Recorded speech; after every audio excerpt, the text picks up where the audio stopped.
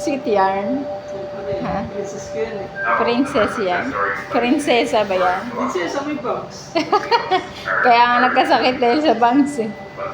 Nagkasakit dahil sa bangs. Pabangs-bangs ka kasi. Bangs kasi. Na-hospital ka tuloy dahil sa bangs.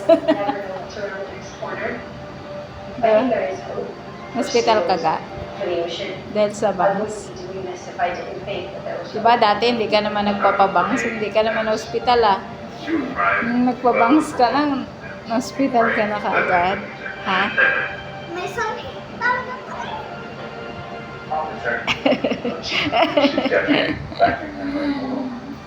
Pero ang pretty mo naman.